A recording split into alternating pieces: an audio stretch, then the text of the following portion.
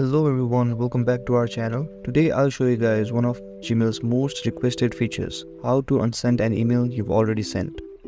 Whether you forgot to include something important or noticed a typo too late, Gmail's undo send feature can be a lifesaver. So let's dive in and learn how it works.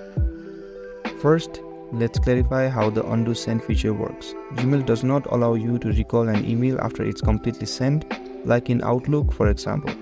But it does have a time window where you can unsend the email before it actually goes out. To show you how it works, I'll start by sending a test email. Once I hit send, Gmail will show a small message at the bottom of the screen saying message sent with an undo option right next to it. This is where you'll need to act quickly.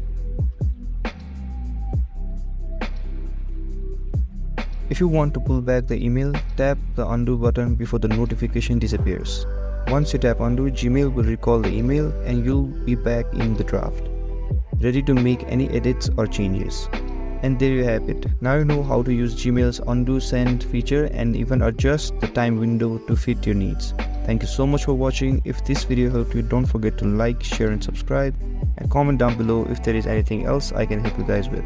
Thank you so much and I'll see you guys next time.